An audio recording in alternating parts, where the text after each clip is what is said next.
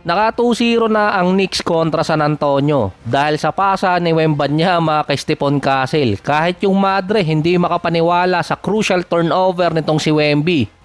Mukhang kinabahan si Wembanyama eh. Imposibleng hindi niya nakitang nakatalikod pa si Castle at hindi pa ready tumanggap ng pasa. Nasa 10 seconds pa naman yun pwedeng humingi ng timeout. Kaso wala eh, talo na. Sa free throws ni Bronson, tumagos ang Knicks. Saka mas mature yung Knicks kontra sa San Antonio. Kita naman sa mga play na ginagawa nila eh. Lalo na yung sisingitan ng mga guard si Wemby para hindi makagalaw at mahabol si Towns. Dumaan na ng 3 buwan na undefeated yung Knicks. April, May at June. Ang tibay din sa mga forum ngayon na sinabing mukhang sweep ang aabuti ng San Antonio sa Knicks. Sila ang may sabi niyan na buti natayaan ko parehas yung series para walang talo. Ang game 2, 105-104 para sa Knicks. 21 points, 13 rebounds, 4 assists at 5 foul si Towns. Mahilig talagang ma-foul trouble tong si Towns, kakahawak. Nung bahagyang nilabas itong si Towns, doon naman kasi nakakabawi itong si Wembanyama. Chupacabra versus Alien ang labanan ngayon sa finals. Nagpasalamat din si Towns kay Mother kasi alay niya yun sa nanay niya na pumanaw nung pandemic. Isa lang talaga naiisip kong rason dun eh. Nahihigop talaga ni Towns yung lakas ni Wembanyama kapag sila yung magkabantayan. Base pa kay Towns, pinahihirapan lang niya yung mga tira ni Wemby. Hindi niya totaling kayang pigilan si Wembanyama. China-challenge lang niya yung mga tira ni Alien.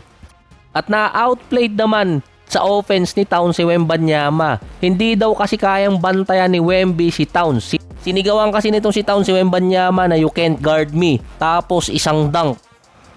Yung tinatawag nilang malambot na player biglang tumigas ng kaharap si Wembanyama. Aminado din si Wemby na iba si Towns sa mga nakatapat niya noong nakaraang series. Walastik kasi itong mga fans ng Knicks eh. Base pa kay Wemby, kailangan niya di umanong maghanap ng paraan para palambutin ulit si Towns. Saka may konting inis din si Towns eh, nung bago mag-umpisa ang finals dahil mataas ang hype sa Spurs. Pero sabi nga ni Towns, tinalo na nila ang San Antonio.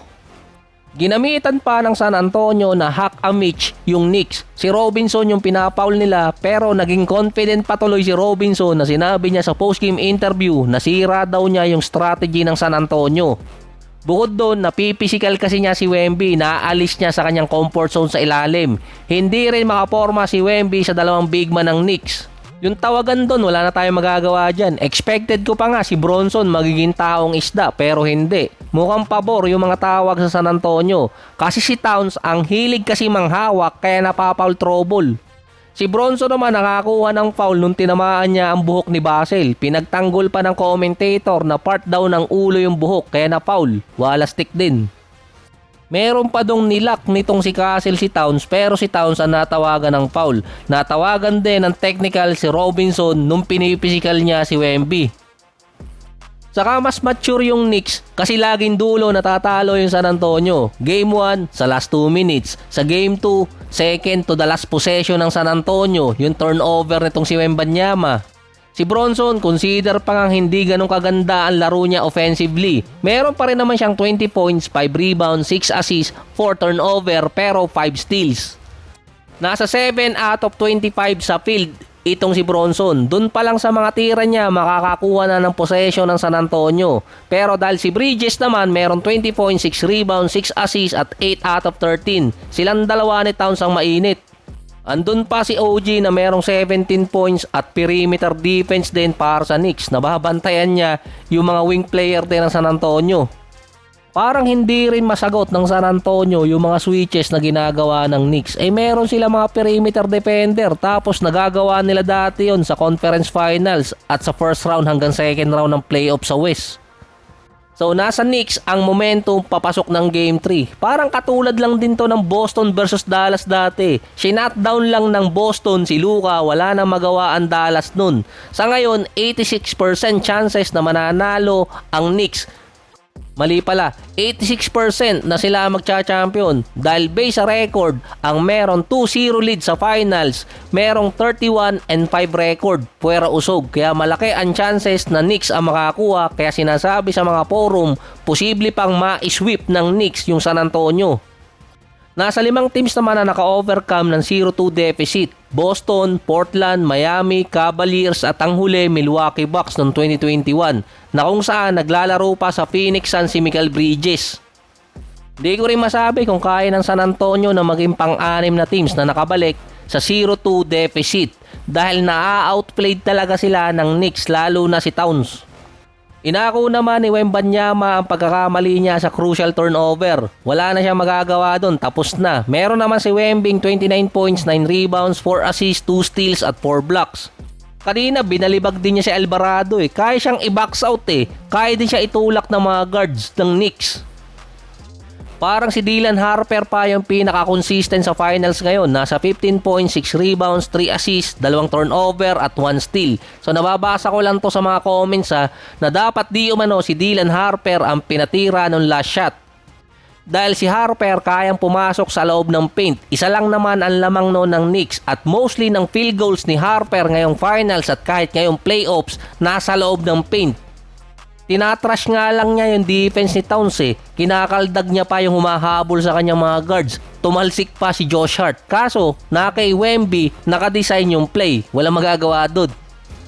Saka kapag magkakasama si na Wemby, Fox at itong si Stephon Castle kasama na si Dylan Harper, parang pang-apat na option pa doon si Dylan Harper bago siya makatira. Kaya talagang ibibigay kay Wembanyama yung last shot. Pero steady ngayon si Dylan Harper sa finals meron siyang nasa 15 points per game at nasa plus 7 pa sa net rating. Anyari naman kay Castle, ginawan pa naman kita ng NBA story, akala ko magte-trending.